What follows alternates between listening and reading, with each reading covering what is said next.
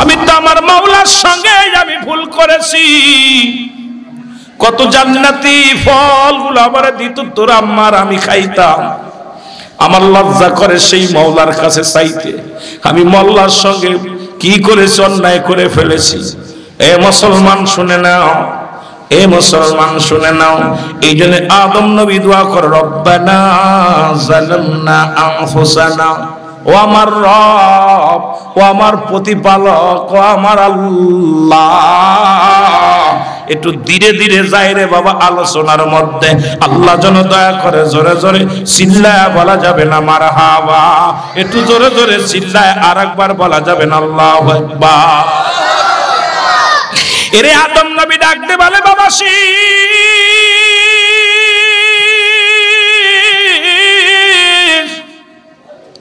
যতজন সন্তান আমার আছে তাদের মধ্যে আমি তোরে খেলাফত দিয়ে দিলাম, তোরে আমি আমার পরে এই চেয়ারখানা তোরে দান করলাম। সুতরাং আমি আমার আল্লাহর কাছে চাইতে বড় লজ্জা হয় রে, যেহেতু তুমি আমার পরের প্রতিনিধি হবা এই বান্দাদের উম্মতের। সুতরাং ও বাবা শীষ, আমি তোমার কাছে দাবি করব বাবা, তুমি চাও আল্লাহর কাছে চাও, দেখবে আমার আল্লাহ দিয়া দিবে। আদম আলাইহিস সালাম যখন বললেন, সঙ্গে সঙ্গে শীষ আলাইহিস সালাম হাত উঠায়া দিছে, আমার আল্লাহ, ও আমার আল্লাহ। আমার বাবা আদম বড় লজ্জা পায় আপনার কাছে চাইতে, আল্লাহ বড় শরম পায় আপনার কাছে চাইতে।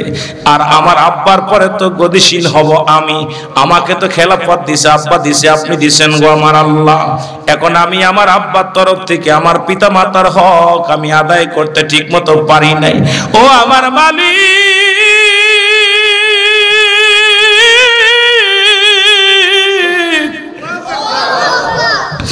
তুমি আমার বাবার জন্য কিছু ফল পাঠায় দাও। সুবহানাল্লাহ বলেন। আল্লাহর কাছে হাত উঠাইতে দেরি আমার আল্লাহ কয়, জিবরিল দৌড়ায়া যা জান্নাতের মধ্যে যত প্রকার ফল আছে আমার আদমের জন্য পাঠা। ওরে আমার আদম লজ্জা পাইছে আমার কাছে চাইতে রে। ওরে আদম কত কান্না কানলি দুনিয়ার মধ্যে একটা ভুল করার কারণে রে আদম, তোরে তো ক্ষমা করে দিছি, তারপরও আমার কাছে চাইতে বড় লজ্জা লাগে তোর। আদম রে, তোর কান্না লাগবে না, তোর জন্য আমি জান্নাত থেকে ফল পাঠাইতেছি। আর একটা নিয়ামত, শিশের জন্য তো কোনো নির্ধারিত কোনো মেয়ে নাই। সুতরাং তোমার 100 জোড়া সন্তানের মধ্যে সব হয়েছে জুড়াই জুড়াই। একজন ছিল বেজর সন্তান, সেটা হলো শীষ আলাইহিস সালাম। ওর জন্য কোনো বরাদ্দ নাই কোনো মেয়ে। আমি জান্নাত থেকে একটা সুন্দর হুর পাঠায়া দিব। জোরে জোরে চিল্লা বলা যাবে না মারহাবা, আর একটু জোরে জোরে চিল্লা বলা যাবে না মারহাবা। জিবরিল আমিন জান্নাতের মধ্যে যাইয়া হুর ধরে ডাকলেন, ও হুরেরা, হুররা সব হাজির। আল্লাহ হুকুম দিছে শীষ আলাইহিস সালামের লগে বিবাহ পোষার জন্য। সবচেয়ে সুন্দরী যে হুরটা, এটা আমাকে আল্লাহ নিয়ে যেতে বলছে। হুরেরা দাঁড়াই গেছে, শত শত হাজার হাজার লক্ষ লক্ষ হুর শীষের লগে বিয়া করার জন্য, শীষের জন্য চলে আসছে সব।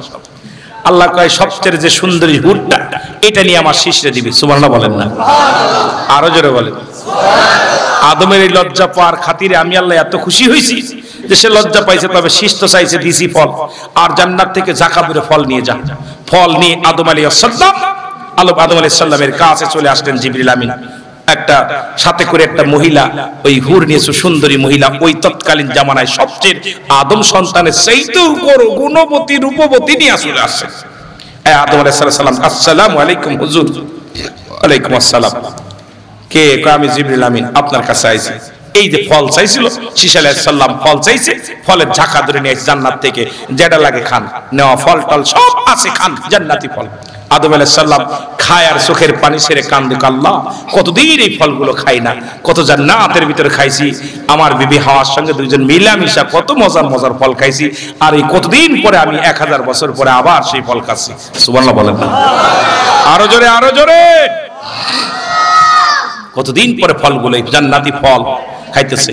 এখন জিবরিল মেরে পাখার করে একটা মেয়ে দাঁড়ায় রয়েছে। আদম আলাইহিস সালাম জিগাই, জিবরিল এটা কে? আবার মেয়েটা কে? হুজুর এইটা নিয়ে আইছি জান্নাত থেকে, আল্লাহ পাঠাই দিয়েছে আপনার শীষের জন্য। সুবহানাল্লাহ বলেন না। হুজুর আপনার তো চলে যাওয়ার সময় হয়েছে, একটা কাজ বাকি আছে। মারহাবা বলেন না? আপনি চলে যাবেন, যাওয়ার আগে একটা শীষ, আপনার শীষের একটা ফয়সালা করে দিয়ে যাবেন না? শীষের তো বিয়ার বয়স হয়েছে, এখন দুনিয়া তোর জন্য জোড়া সঙ্গী কেউ দেয় নাই। আল্লাহ বলছে জান্নাত থেকে একটা হুর নিয়ে যেতে, হুরের লগে বিবাহ পোষাই দিতে। জোরে কর না মারহাবা, আরো জোরে, আরো জোরে। আদম আলাইহিস সালাম অত্যন্ত খুশি হলো, আল্লাহ আমার একটা চিন্তা মুক্ত করলা। আমিও টেনশনে ছিলাম আল্লাহ, যে আমার সব ছেলেরা তো শাদী করছে, জোড়ায় জোড়ায় সন্তান দিছে, একটা করে, একটা মেয়ে একটা ছেলে, এই জোড়াটা ওই জোড়া দিছে, ওই জোড়াটা ওই জোড়া দিছে, জোড়ায় জোড়ায় দিছে, তবে মিলাই দিছে ওই ফেলি। এখন তো আল্লাহ আমার শীষের জন্য আমি টেনশনে ছিলাম, শীষের তো কোনো জোড়া নাই, শীষের তো কোনো বরাদ্দ নাই, আমার শীষের জন্য তুমি নিয়ামত পাঠাইছো, ঠিক আছে। আল্লাহ কয় জিবরিল, আল্লাহ কয় জিবরিল রে, আদম আলাইহিস, ওই জায়গা দাঁড়াই থেকে সাক্ষী দিবি তুই, আদম আলাইহিস সালাম বিয়ে পড়াইবো, আর বর হবে শীষ আলাইহিস সালাম, আর কোন হবে ওই জান্নাতি হুর। জোরে বলেন মারহাবা, আরো জোরে। বিয়ে হয়ে গেল, মারহাবা বলেন না? জান্নাতি হুরের লাগে বিয়ে হয়ে গেল। শীষ আলাইহিস সালাম নমনীয় আদব কায়দা, অন্য সন্তানের চাইতে অন্যরকম। কয়েকদিন ওই জান্নাত থেকে যে ফল পাঠানো হলো, এই ফল দিয়ে মেহমানদারি করা হলো। শীষ আলাইহিস সালামের বিয়ের অনুষ্ঠানে জান্নাতি ফল খাওয়ানো হলো। যত বরযাত্রী, যত মেহমান ছিল, সবাইকে ওই ফল, জান্নাতি ফল দিয়ে মেহমানদারি করা হলো। জোরে জোরে চিল্লায় বলেন মারহাবা।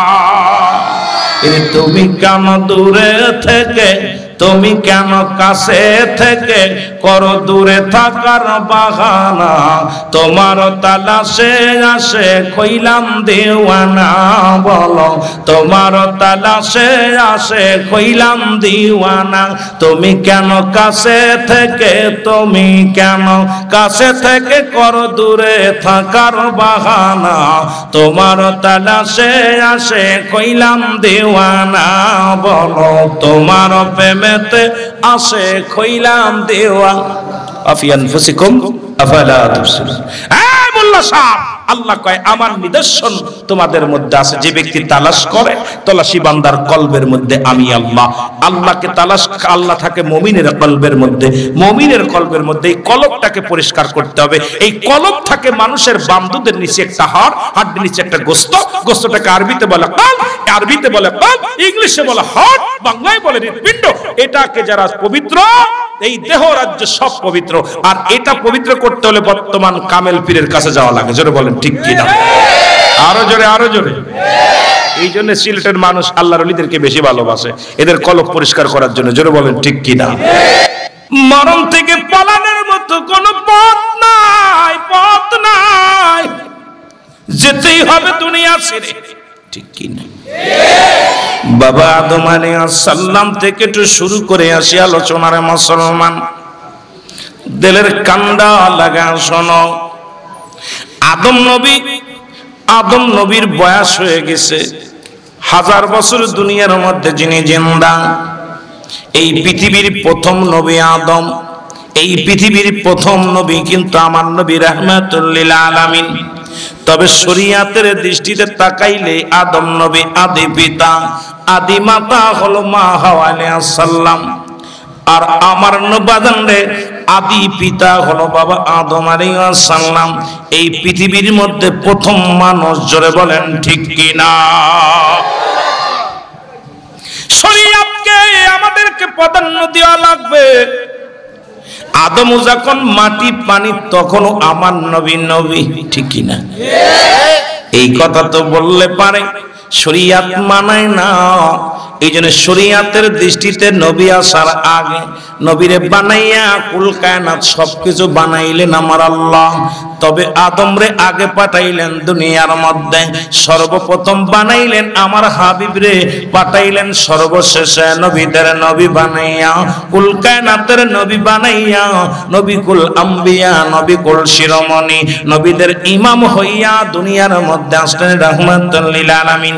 এই জন্য আমার নবী বলেন হায়াতি খায়রুল লাকুম, আমার হায়াতের জিন্দেগিটা উম্মতের জন্য কল্যাণ স্বরূপ। অন্য নবীদের যেমন আগমনটা উম্মতের জন্য এত উত্তম ছিল না, কিন্তু আমার আপনার নবী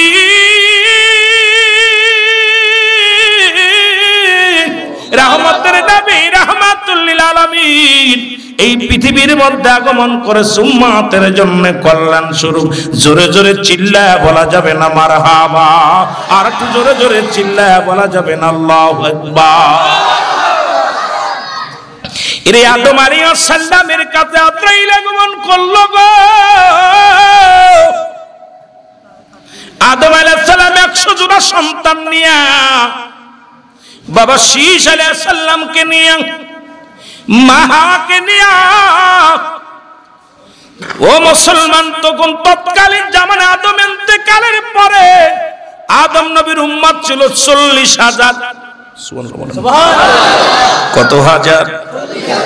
40,000 ছিল উম্মত। এরপরে ধীরে ধীরে 100 জোড়া ছিল আদম আলাইহিস সালামের সন্তান। এর মধ্যে একজন বেজোর ছিল না, আমল হযরত শীশ আলাইহিস সালাম। জোরে জোরে চিল্লা বলা যাবে না মারহাবা। এ মুসলমান দিলের কান্ডা লাগা শোনো, আল্লাহ জিবরিল আমিন আগমন করলেন আদম আলাইহিস সালামের কাছে। আদম নবীর সালাম দেয়, আসসালামু আলাইকুম ও পিতা বাবা আদম, আমি আপনার কাছে আইছি গো। আল্লাহ পাক আমারে পাঠাইছে আদম আলাইহিস সালামের কাছে। জিবরিল আনছে 12 বার। কয়বার? জোরে বলেন কয়বার? লিখে রাখবেন, কাজে লাগবে বাবা, 12 বার।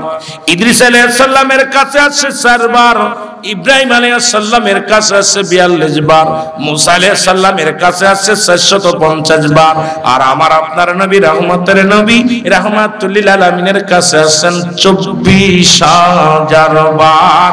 জোরে জোরে চিল্লায়া বলা যাবে না মারহাবা।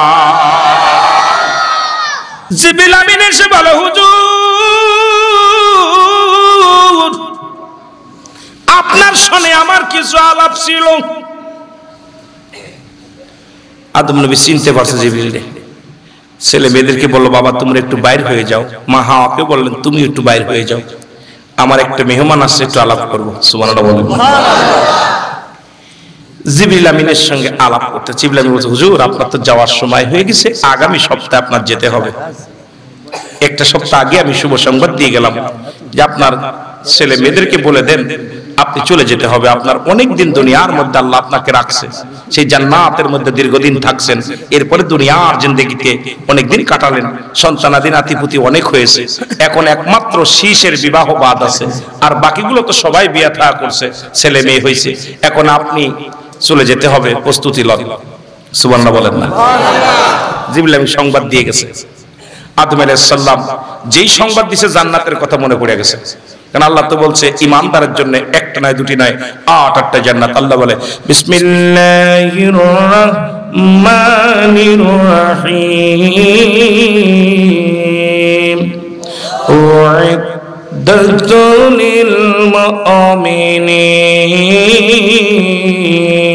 মুমিনিন। মুমিনদের জন্য, মুত্তাকিনদের জন্য আল্লাহ 8-8টা জান্নাত প্রস্তুতি করে রাখছে। জোরে বলেন মারহাবা। আস্তে কইবেন না, জোরে কইবেন। আদম নবী মনে পড়ে গেল জান্নাতের নিয়ামত গুলো, জান্নাতি ফলগুলো।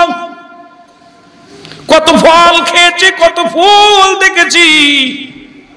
আদম নবী সন্তানদের ডাকতে বলে, বাবা ও আমার ছেলেরা, আমার মেয়েরা শোনো, আমি তোমার বাবা আদম, আমার প্রাণে কিছু ফল চাই, কিছু ফলের ব্যবস্থা করে দাও। কিছু জান্নাতি ফল খেতে মন চায়, গায়ের মধ্যে বল নাই, দুর্বল মানুষ। কারণ আল্লাহ তো নিজেই কুরআনুল কারীমের মধ্যে ঘোষণা করেন, আমার সাথে পড়েন, বিসমিল্লাহির রাহমানির রাহিম ওয়াল হাব্বু জান্নাতু ফি রাইহান فبأي آلاء ربكما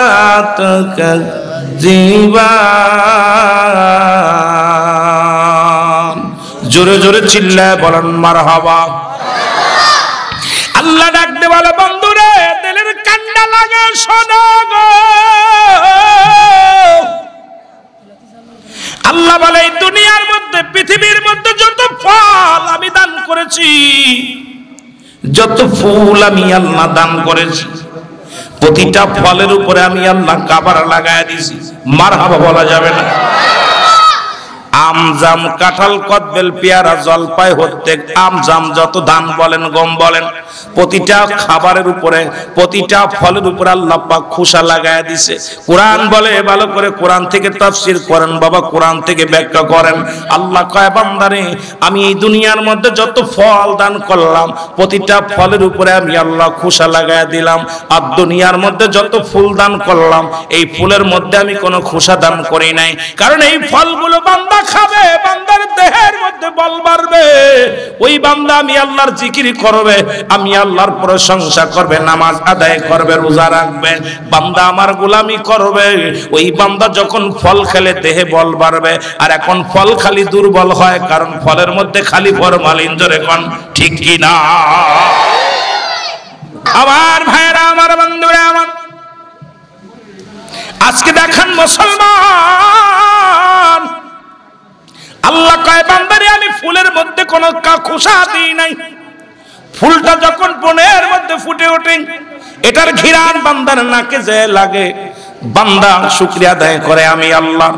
ফল খেয়ে দেহে বারে বল, আর ফুলের ঘিরান নিয়ে এমন হয় তাজা তরতাজা।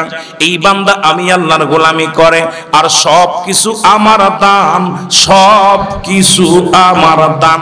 তবে আজকে মুসলমান জাতি শুনে নাও, ওই জান্নাতি ফলের পিপাসায় পড়ে গেলেন আদম আলাইহিস সালাম। কয় আদম ডাক দেখো আমার সন্তানেরা রে, কত জান্নাতের মধ্যে তোর মা আর আমি কত ফল খাইছি, এই জান্নাতি ফল আমার প্রাণে চাই, নেওয়া ফলগুলো খাবো, অন্যান্য নিয়ামত গুলো আমি খাবো। এই সব সন্তানরা ফলের জন্য সন্তানের জন্য বাইর হয়ে গেলেন।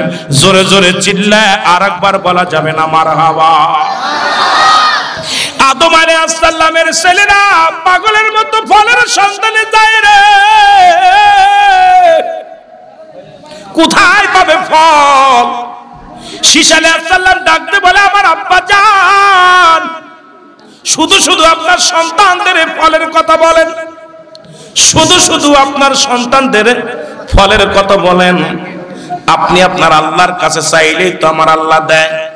আমার আল্লাহর কাছে একবার যদি চান, কারণ আপনি এই পৃথিবীর প্রথম মানুষ, এই পৃথিবীর মধ্যে নবী হিসেবেও শ্রেষ্ঠ প্রথম নবী হয়ে আপনারে পাঠাইছে, এই দুনিয়ার মধ্যে মানব জাতি হিসেবে আপনারে পাঠাইছে, আমার মা হাওয়ারে পাঠাইছে। আপনি যদি আমার আল্লাহর কাছে চান, আমার আল্লাহ আপনারে খালি হাতে ফেরাই দেবেন। আরে বাবা, আল্লাহর নবী আদম আলাইহিস সালাম ডাকতে বলে বাবা সেই মুখ কি আর আমার আছে? ওরে আমি কেমনে চাইবো আমার মাওলার দরবারে রে? ছুটে আয় শাহজালালের নির্ভীক সৈনিকেরা, ছুটে আয় ফুলতুলি বাবার নির্ভীক সৈনিকেরা, কতল কর সালা শিরই মুর্দা গন্ডা খানা। শাহজালালের পাক ভূমিতে যারা আসলো ভাগ বসাতে, ফুলতুলি বাবার পাক ভূমিতে যারা আসলো পাক বসাতে, আবর্জনা কতল করে সুন্নিয়াতের ফসল ফলা। ছুটে আয় শাহজালালের নির্ভীক সৈনিকেরা, ছুটে আয় শাহজালালের, আরো জোরে বলেন ছুটে আয় শাহজালালের, কতল কর সালা শিরই মুর্দা গন্ডা খানা, কতল কর গর গোবিন্দর মুর্দা গন্ডা খানা। জোরে বলেন ঠিক কিনা? এই শাহজালালের পাক ভূমিতে যারা আসলো ভাগ বসাতে, শাহজালালের পাক ভূমিতে যারা আসলো ভাগ বসাতে, আবর্জনা কতল করে সুন্নিয়াতের ফসল ফলা। ছুটে আয় শাহজালালের, এই সবগুলো শাহজালালের সৈনিক, শাহ ফুলতুলির সৈনিক, সব বদরগঞ্জের সৈনিক। জোরে বলেন মারহাবা। শাহ বদরপুরের সৈনিক, জোরে বলেন ঠিক কিনা? এনায়েতপুরের সৈনিক, ফুলতুলির সৈনিক, আট্টশির সৈনিক, মানিকগঞ্জের সৈনিক, আল্লাহর হক্কানি ওলি আল্লাহ যারা তাদের সৈনিক। জোরে বলেন ঠিক কিনা? বাতিলেরা এখানে বসে না, এই জন্য বলি ছুটে আয় শাহজালালের নির্ভীক সৈনিকেরা, ছুটে আয় শাহজালালের। কতল কর সালা সিরই মুর্দা গুন্ডাখানা, কতল কর গোবিন্দরই মুর্দা গুন্ডাখানা। জোরে বলেন ঠিক কিনা? শাহজালালের পাক ভূমিতে যারা আসলো ভাগ বসাতে, ভাগ দেওয়া যাবে? কথা কন। কষ্ট করে পাইছে না দেশ, এই দেশে ইসলাম পাইছে তাদের ওসিলায়, এত কষ্ট করে ইসলাম প্রচার করছে, আর এই জমিনে আইয়া বাতিলেরা ভোগ দখল করবো, এটা আমরা মানতে পারি না। জোরে বলেন ঠিক। শাহজালালের পাক ভূমিতে যারা আসলো ভাগ বসাতে, আবর্জনা কতল করে সুন্নিয়াতের ফসল ফলা, ছুটে আই শাহজালালের সৈনিক আসিজ যারা, ছুটে আই ফুলতলি বাবার সৈনিক আসিজ যারা, ছুটে আই শাহপরানের সৈনিক আসিজ যারা, ছুটে আই সিপা সালার সৈনিক আসিজ যারা। জোরে বলেন ঠিক কিনা? আল্লাহু আকবার, নারায়ে রিসালাত, ইয়া রাসূলুল্লাহ, বাঁচাও ঈমান বাঁচাও দেশ, সাহেব কিবলার নির্দেশ, সাহেব কিবলার নির্দেশ, বাঁচাও ঈমান বাঁচাও দেশ, শাহজালালের তলোয়ার গর্জে উঠুক আরেকবার, গর্জে উঠুক আরেকবার, শাহজালালের তলোয়ার, নারায়ে তাকবীর। এই বাণীটা আমার এখনই স্পষ্ট কানে আছে, এই বাণীটা উনার বাণী, শাহফুলতলির বাণী। বাঁচাও ঈমান বাঁচাও দেশ, একটা নির্দেশ ছিল যে বাঁচাইতে হবে দেশ, বাঁচাইতে হবে ঈমান, ঈমান বাঁচতে হবে। ঈমান না থাকলে আমল করে লাভ নাই। এই জন্য অনেক কথাগুলো মনে পড়ে মাঝে মাঝে, যখনই কথাগুলো বলে। বিবাহ হয়ে গেল মনে আসেনি, বিয়া হয়ে গেল কিছুদিন পরে হযরত আদম আলাইহিস সালামের গায়ের বল কমে গেল, বিছনায় আছে পড়ে, আজরাইল হাজির হয়ে গেছে সামনে। আজরাইল ডাক দেখায়, হুজুর এই দুনিয়ার মা ছেড়ে চলে যেতে হবে, আপনার বিদায় ঘন্টা বেজে গেছে, শরীয়ত থেকে পর্দা নেওয়া লাগবে। আদম আলাইহিস সালামের ইন্তেকাল হলো, সন্তানেরা এসে দেখে বাবা আর নাই, কারোর লগে কথা বলে না। আদম আলাইহিস সালাম দুনিয়া থেকে বিদায় হয়ে গেল। আমার দাদু ভাইরা শোনো, আদমকে কেমনে দাফন করবে, কাফন পরাইবে কেমনে? কারণ তখনও তো আদম আলাইহিস সন্তানদের মধ্যেই, এ মুসলমান শুনে নাও, প্রথম মৃত্যু ঘটলো হলো আদম আলাইহিস সালামের। তার আগে একজন মৃত্যু ঘটেছিল, হাবিল কাবিলের হট্টগোল, কিন্তু এটা তো তার আহলে বায়াত দেখে নাই, কেমনে জানাজা পড়েছিল, কেমনে তারা দাফন করাইছিল, কেমনে তারে কাফন পরাইছিল, কেউ তো জানে না। সবাই আশ্চর্য হয়ে গেছে। আদম আলাইহিস সালামের লাশ লইয়া, আদম আলাইহিস সালামের লাশ মুবারক নিয়ে সন্তানেরা কান্দে। শীশ আলাইহিস সালাম কান্দার বলে, আল্লাহ বাবাগণ তো দেহ থেকে পাখিটা উড়ে গেল, এখন কি করব আল্লাহ? বলে দাও, তুমি বলে দাও গো আমার আল্লাহ। আল্লাহ কয়, জিবরিল রে দৌড়ে যা, দৌড়ে যা রে, জান্নাত থেকে জান্নাতি পোশাক নিয়ে আয়, আমার আদমের জন্য 3 টুকরা জান্নাতি কাপড় নিয়ে আয়, ওই সিদরাতুল মুনতাহার পাতা নিয়ে আয়। বাবারা শুনে নেন, সিদরাতুল মুনতাহা শব্দের অর্থ বড়ই গাছ, ওই বড়ই গাছের পাতা নিয়ে আয়। আর জান্নাতি হুর গেলেমান সবাইকে স্বাগতম জানা, আমার আদম আসতেছে, সবাইরে জানারে ফেরেশতারা। আমার আদমের জন্য ই নাও জান্নাতি সেন্ট নাও, জান্নাতি কি নাও মুসলমান সুরমা নাও, জান্নাতি পোশাক লয়ে আমার আদমের কাছে চলে যাও। ফেরেশতারা চলে আসলেন আদম আলাইহিস সালামের কাছে। আয়া দেখেন 3 টুকরা কাপড় দেয় শীশ আলাইহিস সালামের হাতে, কয় ও শীশ, এই নাও তোমার আব্বার জন্য, জান্নাত থেকে সাদা 3 টুকরা কাপড় আসছে, জান্নাতি পোশাক। শীশ আলাইহিস সালাম যখন কাপড়খানা খুলছে, জান্নাতি একটা ঘিরান এসে নাকের মধ্যে লাগছে। শীশ ডাকতে কয়, আরে আমার আব্বা কত ভাগ্যবান যে জান্নাতের মধ্যে দীর্ঘদিন ঘুমাইলেন, সেই জান্নাত থেকে পোশাক আসছে। বাবার পোশাক জান্নাতি পোশাক খুলে নেওয়া হয়েছিল, আবার আমার আব্বাকে জান্নাতি পোশাক পরায়া জান্নাতের মধ্যে ঢুকানো হবে। আহারে, একটা দাবি করে বলে, আল্লাহ তোমার মহিমা বোঝা বড় জালা, পোশাক আমি পাইলাম, বাবাকে পরাইব, কিন্তু নিয়ম কানুন তো আমি কিচ্ছু জানি না।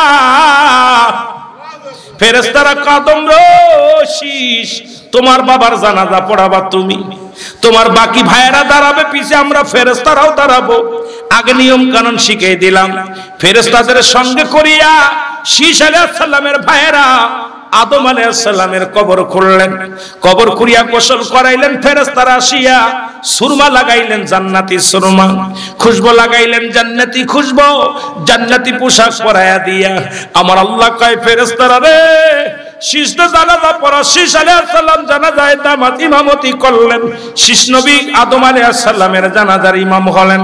ইমাম হইয়া মুসল্লিরা দাঁড়ায় গেছে, দলে দলে ফেরেশতারা নামাজে দাঁড়ায় গেছে।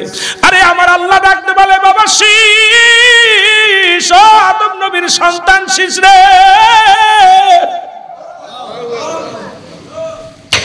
জানাজা শেষে আদম নবীর ছেলে সন্তান শীষ তাকা দেখে বাবার ইন্তেকালের আগে সংখ্যা ছিল 40,000। আজকে অসংখ্য অগণিত মানুষ এই ময়দানে জানাজায় শরীক হয়ে গেছে। ওই জানাজায় কি দোয়া পড়বে, জানাজায় কি পড়বে, কি সূরা পড়বে, কি নিয়মে পড়বে, সব জিবরিল আমিন দিয়া আমার আল্লাহ পাক শীষ আলাইহিস সালাম রে শিখায়া দিলেন। এর প্রথম জানাজা পড়লেন, প্রথম মাটি হলো কাফন দাফন হলো। শীষ আলাইহিস সালামকে দাফন করালেন আল্লাহ ফেরেশতার মাধ্যমে। সন্তান ওয়ারিস দুনিয়ার শরীয়তের সন্তানরা সাথে থাকিয়া আল্লাহর নবী আদম আলাইহিস সালামের দাফন কাফন সমাপ্ত হলো। হাওয়া আলাইহিস সালাম স্বামীর প্রতি কত টান ছিল গো,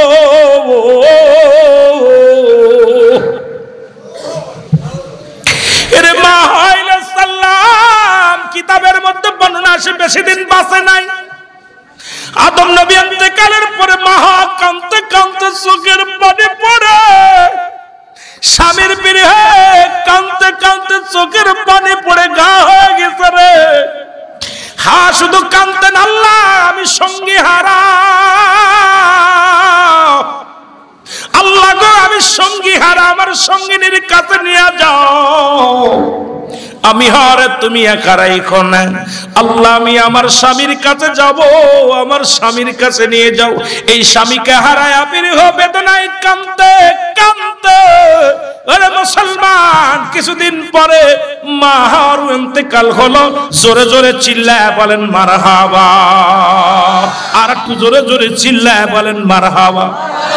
ওই আদম নবী থেকে শুরু করে আখির নবী রাহমাতুল লিল আলামিন পর্যন্ত আজ পর্যন্ত কত কোটি মানুষ, প্রতিদিন কোটি কোটি লক্ষ লক্ষ মানুষ দুনিয়ার মধ্যে আগমন করে, লক্ষ লক্ষ মানুষ দুনিয়া থেকে বিদায় হয়ে যায়। ও মুসলমান শুনে নাও, শুনে নাও, এই যে আদম থেকে শুরু করে আজ পর্যন্ত যা শুরু করেছে শুধু যায় আর ফিরে আসে না রে,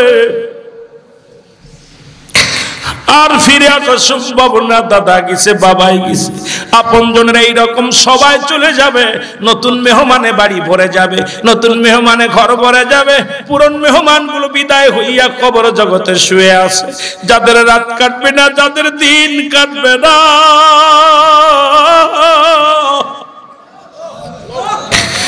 যারা শুধু অজর ডানে কান্দে আল্লাহ, আজকে ইসালে সবই কবরবাসীদের রুহের মাগফিরাত কামনার মাহফিলে গো আল্লাহ, সবাই রে তুমি ক্ষমা করে দিও। জোরে বলেন আমিন। আমার মরণ আসিবে কখন কেউ তো জানি না, আমার মরণ আসিবে কখন এই আমি চলে যাব, আমায় তোমরা ভুইলা যাইও না, আমি চলে যাব ভুইলা যাইও না, আমার মরণ আসিবে কখন কেউ তো জানি না, আমার মরণ আসিবে কখন কেউ তো জানি না। টাকা পয়সা দান কোটা যাহা করেছি সব কিছু ফেলাইয়া আজি একাই চলেছি রে আমি, সব কিছু ফেলাইয়া আজি একাই চলেছি।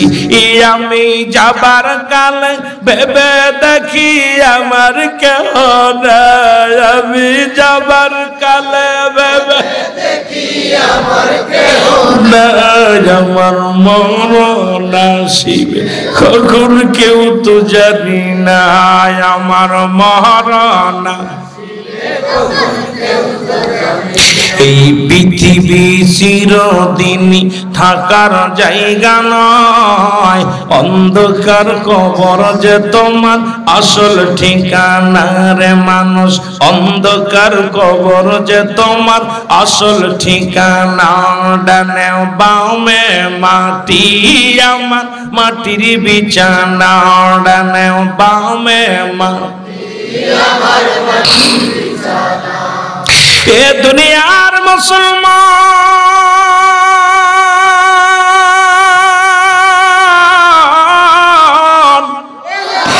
কার জন্য অন্যায় করো, কার জন্য সুদ খাও, কার জন্য ঘুষ খাও, কার জন্য জিনা বিচার করো, কার জন্য নামাজ ছেড়ে দিলাম, কার জন্য জীবন গড়লাম। এই দুনিয়ার মধ্যে সম্পদ, এই দুনিয়ার মধ্যে সম্পত্তি করলাম, এই দুনিয়ার সম্পদ খাবে লোকে, তোমার দেহ খাবে পোকে। জোরে বলেন ঠিক কিনা?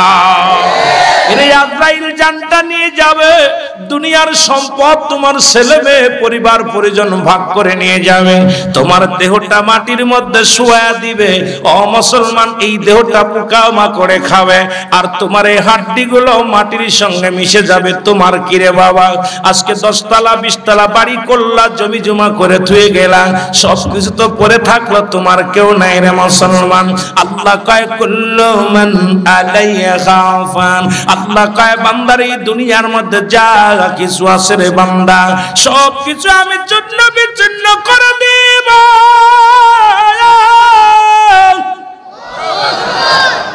এই জমিনের মাটিগুলো আমি আল্লাহ পুড়ায়া তামা বানায়া দিব। এই জমিনের মাটিগুলো আমি আল্লাহ পুড়ায়া তামা বানায়া দিব। জমিনের যত পানি আছে সব পানিগুলো আমি আল্লাহ পুড়ায়া ছাই বানায়া দিব। যেদিন কিচ্ছু বলতে কিচ্ছু থাকবে না, সেদিন থাকবে শুধু আমার আল্লাহ। আল্লাহ কয় বান্দারে, সেদিন থাকবো আমি শুধু নবীর ভালোবাসা নিয়ে। সুতরাং স্রষ্টার কোনো মৃত্যু নাই, সৃষ্টির মৃত্যু আছে। সেই স্রষ্টা যত দুনিয়াদি কাল থেকে শুরু করে যত কীট পতঙ্গ যা কিছু দুনিয়ার মধ্যে আমার আল্লাহ পাঠাইল, সব কিছুর মৃত্যু হয়ে যাবে, একমাত্র স্রষ্টার মৃত্যু নাই। জোরে বলেন ঠিক কিনা? আর একটু জোরে জোরে চিল্লায় বলেন আল্লাহু আকবার। কুল্লু মান আলাইহা ফান, সব শেষ করে দিবে কে? আল্লাহ। আরো জোরে আল্লাহ। কোন নেতামি চলবে না, কোন মস্তানি চলবে না, সব কিছু শেষ করে দিবে কে? আল্লাহ। আরো জোরে বলেন কে?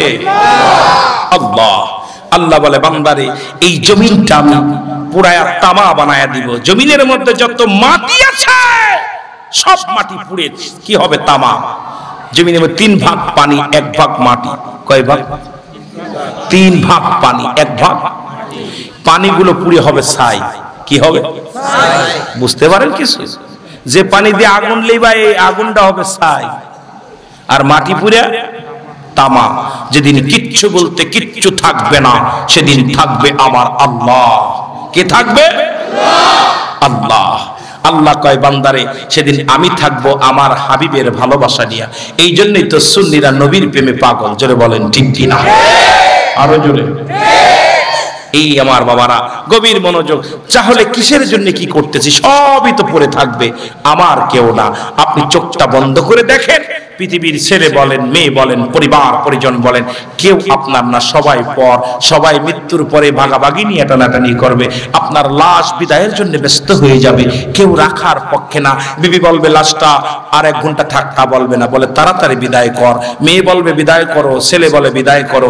কান্নাকাটি করবে আর বলবে আহারে আমার আব্বার লাশ কষ্ট পায়, তাড়াতাড়ি বিদায় করো। কেউ রাখবে না। সেহেতু আমি কাদের জন্য? আমি তো কারণ না, সবই তো সব পর। আমার বডিটাও আপনার বিরোধিতা করবে, আপনার হাত পা সব আপনার বিরোধিতা করবে। চোখ বলবে আমি এই চোখ দিয়ে টিভি দেখেছি, বিসিআর দেখেছি, এই চোখ দিয়ে বেগানা মহিলা দেখেছি। মুখ বলবে আমি মুখ দিয়ে ফাইসা কথা বলেছি, গালি দিয়েছি, মদ খেয়েছি, আমি ইয়াবা খেয়েছি। আমি এই মুখ বলবে, হাত বলবে হাত দিয়ে আমি চুরি করেছি, পা বলবে আমি এই পা দিয়ে গানের দলে হাঁটতে হাঁটতে গিয়েছি, এই পেট বলবে আমার ভিতর হারাম ঢুকেছে, চোখ বলবে আমি খারাপ কিছু দেখেছি, মুখ বলবে সব কিছু আপনার বিরোধিতা করবে। আপনি কার? কথা বলেন না কেন? আপনি কার? একবার ভাবেন না বসে বসে। হঠাৎ যদি যাই মরিয়া পাড়া পড়শি বিড়ি করিয়া, হঠাৎ যদি যাই মরিয়া পাড়া পড়শি বিড়ি করিয়া, দেখিতে আসিবে সবে আমার মরা লাশ। বলেন দেখিতে আসিবে সবে দা দিয়ে কাটিবে কেহ জারের কাঁচা বাঁশ। বলেন দা দিয়ে কাটিবে কেহ গরম পানি মশারি তলে কাপড় খুলিয়া, শেষ বিদায়ের গোসল দিবেন ডলিয়া ডলিয়া। 3 টুকরা সাদা কাপড় অন্যরকম সাজ, 3 টুকরা সাদা কাপড় অন্যরকম সাজ। দাও দিয়ে কাটিবে কেহ জারের কাঁচা বাঁশ। বলেন হঠাৎ যদি যাই মরিয়া, জোরে হঠাৎ যদি যাই মরিয়া, দেখিতে আসিবে সবে আমার মরা লাশ। বলেন দেখিতে আসিবে সবে। ভাই রাত্রে মারা গেছেন, মারা যাওয়ার সঙ্গে সঙ্গে মসজিদে এলহাম পড়ে যায়। একটি শোক সংবাদ, একটি শোক সংবাদ। কোন গ্রাম নিবাসী? অমুক গ্রাম নিবাসী মোহাম্মদ কামাল উদ্দিন আনসারী সাহেব ইন্তেকাল করেছে। ইন্না লিল্লাহি ওয়া ইন্না ইলাইহি রাজিউন। আল্লাহু আকবার বলেন। আর একটু জোরে বলেন। আলাউদ্দিন সাহেব এই নওগাঁর ইন্তেকাল করেছে। মরহুমের জানাজার নামাজ আগামীকাল সকাল 10টায় অনুষ্ঠিত হবে। এবার বুপা বুকাত দলেরা হন বাবা, বাজাবেরা শোন। এই মাত্র বলল আলাউদ্দিন সাহেব ইন্তেকাল করেছে, নুরুল ইসলাম ইন্তেকাল করেছে, গফুর সাহেব ইন্তেকাল করেছে, নাম ধরছে। এরপরে আর বলে যে গফুর সাহেবের জানাজার নামাজ সকাল 10টায় হবে, তাই বলবো? কথা কয় না কেন? গফুর সাহেব বলবে? কখনো গফুর সাহেব বলবে না। মরহুমের জানাজার নামাজ আগামীকাল সকাল 10টায় হইব। বলবে না যে আলাউদ্দিনের লাশের জানাজা আগামীকাল সকাল 10টায় হইব। বলছে ইন্তেকাল করছে এই পর্যন্ত শেষ, তারপরে মরহুম, তারপরে কি মরহুম। তার মানে একই মুখ দিয়ে আপনি মিনিট সেকেন্ডের ভিতরে বললো যে একটা শোক সংবাদ। কোন গ্রাম? নওগাঁ গ্রাম নিবাসী নুরুল ইসলাম সাহেব আজ সকাল 10টায় ইন্তেকাল করছে। ইন্না লিল্লাহি ওয়া ইন্না ইলাইহি রাজিউন। দোয়াটা পড়ার পর বলছে মরহুমের নামাজের জানাজা। কি বললো? আলাউদ্দিন বলবো? নুরুল ইসলাম বলবো? মরহুমের জানাজার নামাজ আগামী কাল জোহরের নামাজ বাদ অনুষ্ঠিত হইব। মরহুমের জানাজার নামাজে আপনাদের সকলকে শরীক হওয়ার জন্য বিশেষভাবে অনুরোধ করা হলো। ঠিক কি না? তাহলে তোমার আমার জিন্দেগি নিঃশ্বাস বাইর হওয়ার সঙ্গে সঙ্গে তোমার নাম খতিয়ান সব শেষ হয়ে গেলাম মরহুম, হয়ে গেল কি? এত মস্তানি করে বাবা। আমি রুহুল আমিন সিদ্দিকী এত নাম মরার সঙ্গে সঙ্গে কই লাশ। কথা কইতে নিবা? এই তো আমার আপনার জিন্দেগি, এইটা এত বাড়াবাড়ি কেন? সবকিছু ছেড়ে যেতে হবে, থাকার জায়গা না থাকাও সম্ভব। মুসলমান শুধু তাই নয়, মৃত্যুর কথা বলতে যাওয়া অনেক কথা চলে আসবেন।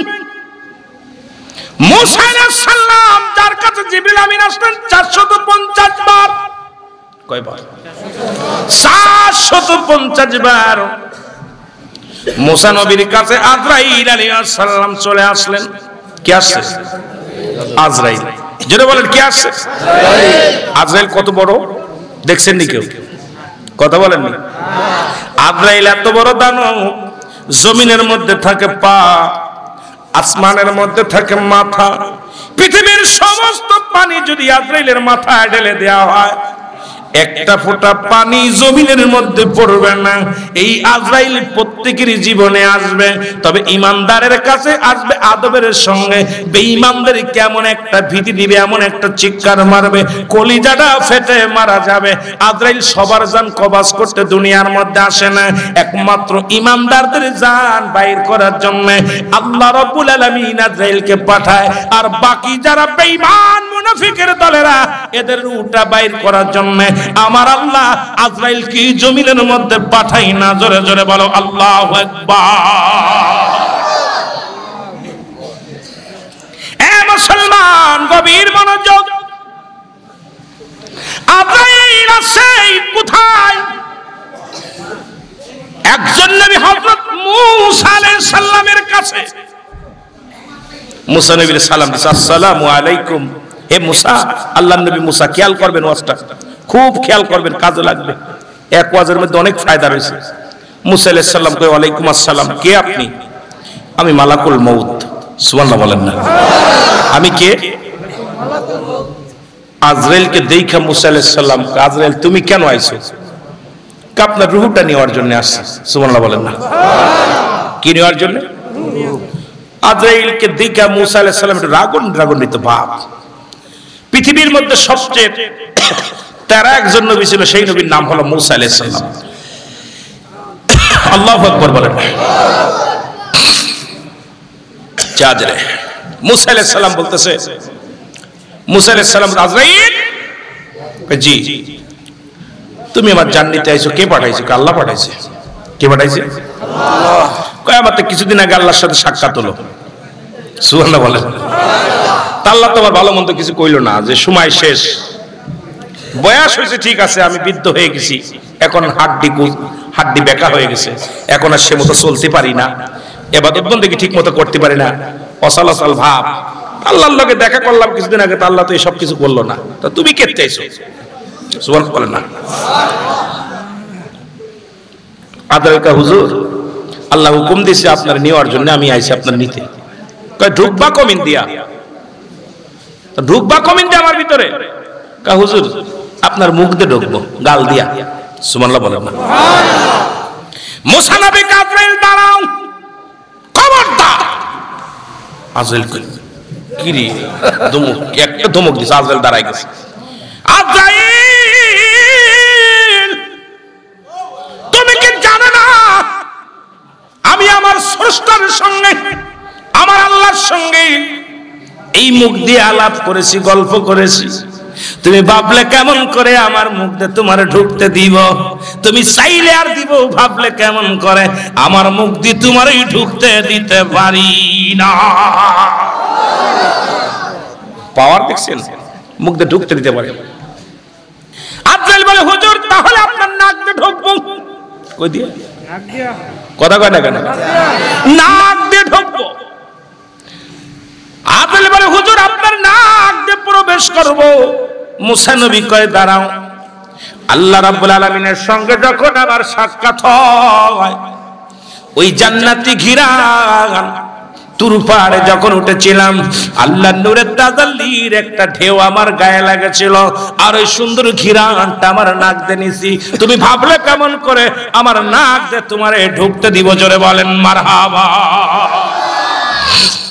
দাঁড়াও, নাক দিয়ে ঢুকবা? কেমনে ঢুকবা? এই নাক দিয়ে আমি ওই সুঘ্রাণ নিয়েছি। আল্লাহ যখন পর্দার মধ্যে থেকে আলাপ করতেছিলাম, ওই কথাগুলো বলছে, আর ওই ঘ্রাণটা আমার নাকে এসে লাগছে, সুঘ্রাণ।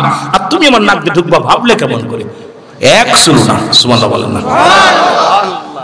আজরাইল কয়, হুজুর তাহলে আপনার চোখ দিয়ে আমি ঢুকবো। কোন জায়গা দিয়া? জোরে বলেন, কোন জায়গা দিয়া? আরো জোরে। চোখ দিয়ে ঢুকবো। আজরাইল কয়, হুজুর আমি আপনার চোখ ঢুকবো। মুসা আলাইহিস সালাম বলে আজরাইল তুমি ভাবলে কেমন করে, যখন আমার আল্লাহর সঙ্গে তুর পারে সাক্ষাৎ হয়, আল্লাহর এই নূরের তাজাল্লি আমার এই চোখ দিয়া দেখেছি। জোরে বলো মারহাবা। কি দিয়া দেখেছি? চোখ দিয়া দেখেছি। এই আজরাইল দাঁড়াও, আমার চোখ দিয়ে তোমারে ঢুকতে দিতে পারি না।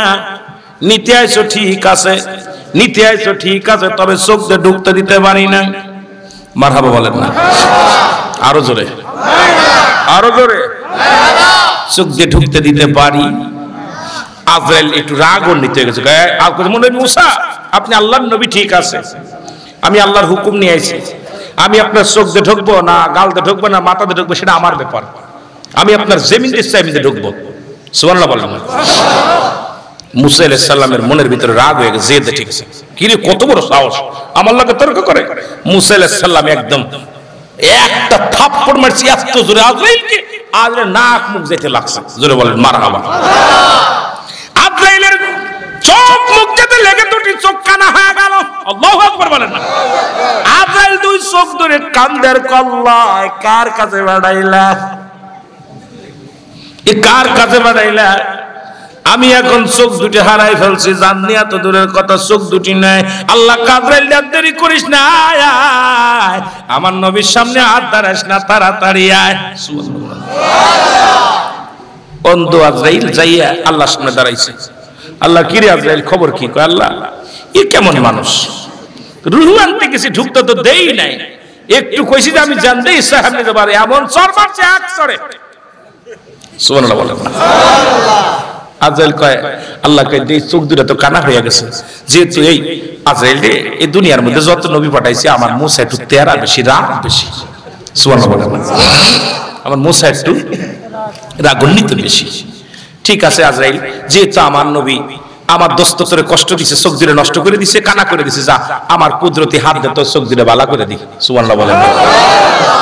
কুদরতি হাত দিয়ে আল্লাহ চোখ দুটো বালা করে দিছে। সুবহানাল্লাহ কইতেন নি? আদের কাল্লা আমার তাড়াতাড়ি পাঠানো জানটা কবাস করবো, রাগ হয়ে গেছে না, একবার মার খেয়েছি দেন না। আল্লাহকে তোর মস্তানি করা লাগতো না, দাঁড়া কাল্লা আমার হুকুম দেন, এইবার আমি যাই জানটা নিয়ে আসবো, কারণ আমার মারছে চোখ দুইটা কানা করে দিছে। আল্লাহ কয় আজরাইল ওই দায়িত্ব তোমার না, আমার মুসার জানটা তোমার নেওয়া লাগতো না, মুসার সঙ্গে বোঝাপড়া আমার আছে, তোমার না। সুবহানাল্লাহ বলেন না। ওর রুহুটা আমি নিব, ওর রুহুটা নেওয়ার দায়িত্ব আমি নিলাম, তোমার আর দায়িত্ব দেওয়া লাগবে না, ওর কাছে যা লাগবে না।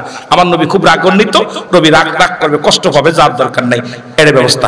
কিছুদিন চলে গেল, নবী মুসাও টেনশনে আছে, আজরাইল মারছে। নবী মুসাও চুপ করে আসলে কি তা করলাম, ভুলই করলাম নি। কিছুদিন পর আল্লাহ পাক ডাক দিয়ে বলে বন্ধু তোমার লগে একটু কথা ছিল। আল্লাহ ডাকতেছে মুসা, মুসা কাল্লা জি কয় একটা মেশির গায়ে যতগুলো পশম আছে এই পরিমাণ তোমার হায়াত দিলাম, খুশি হইছো? সুবহানাল্লাহ বলেন না। মেজবা একটা গরুর গায়ে যত পরিমাণ পশম আছে এত হাজার বছর আপনার হায়াত দিলাম। মুসা নবী আল্লাহ একটা কথা আছে আমার, কি কথা? আপনি তো এতদিন হায়াত দিলেন, তারপরে কি হবে? কয় তারপরে মরা লাগবে। সুবহানাল্লাহ বলেন না। তারপরে কি করা লাগবে? মুসা কাল্লা এটা কেমনে কম, তাহলে আর বেঁচে লাভ কি? যদি মরাই লাগবে এতদিন পরে তাহলে আগেই চলে যাই। সুবহানাল্লাহ বলেন না। আল্লাহ বলে মুসা রে যতগুলো পশম আছে এত হাজার বছর তোমার হায়াত দিলাম, যতদিন ইচ্ছা তুমি থাকতে পারো। মুসা নবী কয় তারপরে কি হবে? বলে তারপরে তোমার চলে আসতে হবে। মুসা নবী বলে আল্লাহ আমি আর হায়াত চাই না, আল্লাহ আমি চলে যেতে চাই, কষ্ট করে আর ইবাদত বন্দেগী করতে চাই না, কষ্ট করে আর আমার জিন্দেগি কাটাইতে চাই না, আরামে যে খামু আরামে যে ঘুমাবো।